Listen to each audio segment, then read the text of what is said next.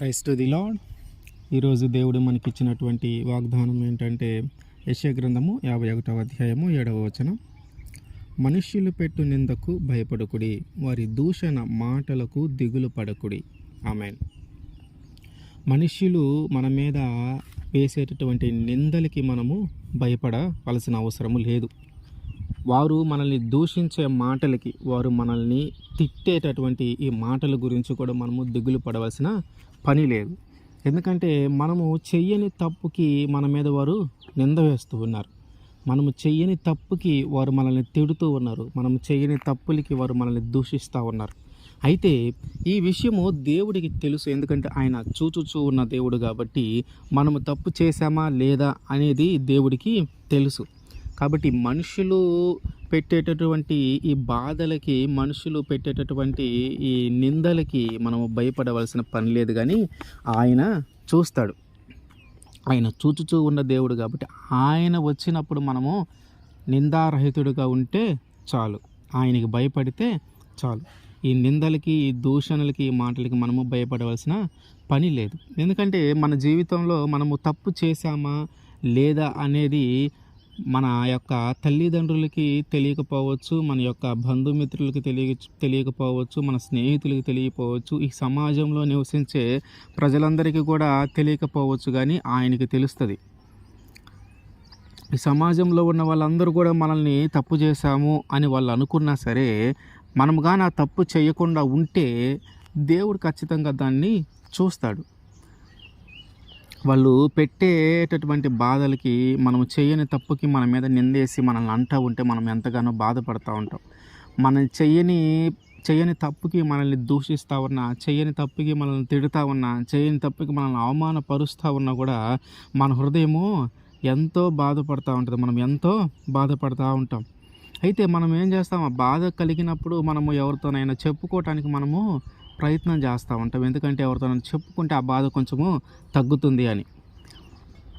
కానీ వాస్తవంగా మనం ఎవరితోనైనా ఆ బాధ గురించి ఎవరితోనైనా చెప్పుకుంటే ఆ బాధ తగ్గటమేమో, కానీ అప్పటి నుంచి వారికి నీవంటే కొంచెము చులకనగా ఏర్పడుతూ ఉంటుంది. నీవంటే కొంచెం చులకన అనే భావము ఏర్పడుతూ ఉంటుంది. ఎవరితోనైతే మనము నాకు ఇట్లా జరిగింది, ఇదిగో నేను చేయని తప్పుకి నన్ను ఇట్లా అన్నారు, ఇదిగో నాకు ఇట్లా జరిగింది, నన్ను ఇట్లా తిట్టారు, నన్ను ఇట్లా అన్నారు అని మనం ఎవరితోనైతే చెప్పుకుంటామో అప్పటిదాకా వాళ్ళకి మన మీద ఉన్నటువంటి ఒపీనియన్ అంతా మారిపోయి కొంచెము చులకన భావము మన మీద ఏర్పడుతూ ఉంటుంది.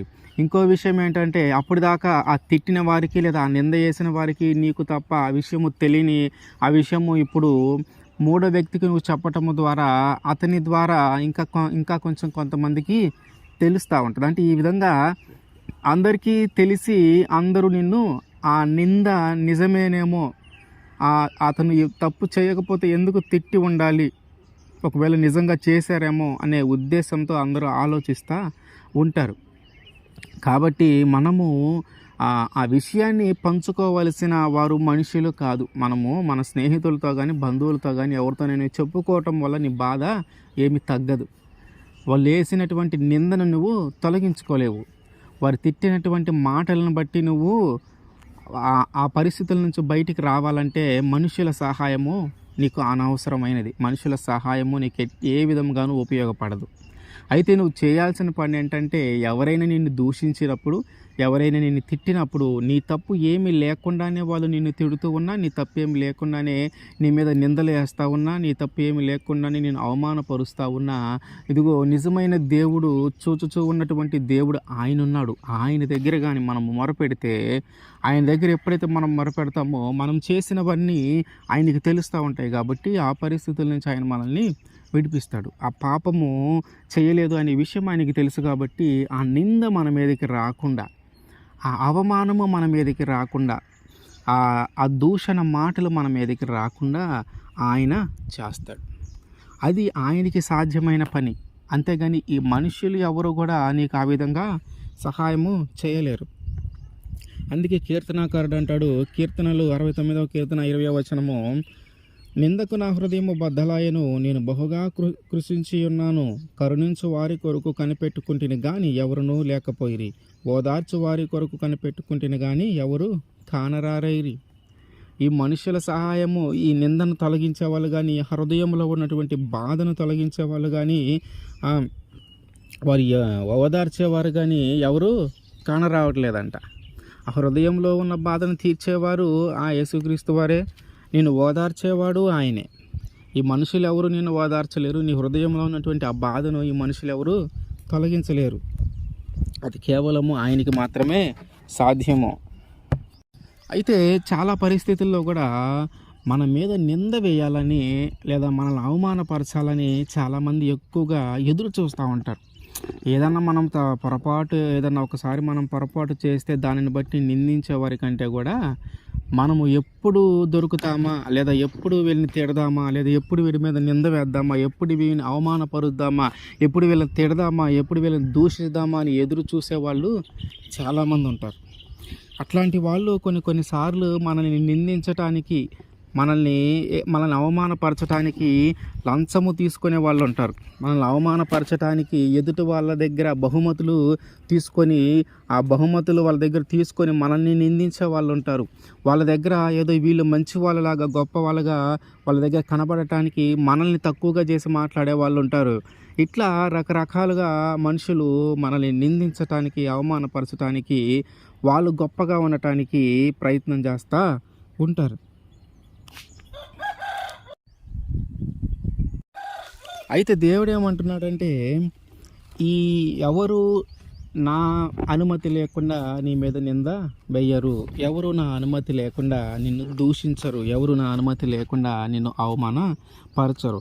ఎవరైనా నిన్ను అవమానపరుస్తున్నారన్నా, ఎవరైనా నిన్ను దూషిస్తూ ఉన్నారన్నా, ఎవరైనా నిన్ను తిడుతూ ఉన్నారన్నా, ఎవరైనా నిన్ను అవమానపరుస్తూ ఉన్నారన్నా, ఎవరైనా నీ మీద నిందలు వేస్తూ ఉన్నారన్నా కూడా అది నా ఆజ్ఞ, అనుమతి. నేను ఆజ్ఞ ఇచ్చే వాళ్ళని ఆ విధంగా చేస్తూ ఉన్నాను. యెహెజ్కేలు గ్రంథము 5వ అధ్యాయం 17వ వచనం.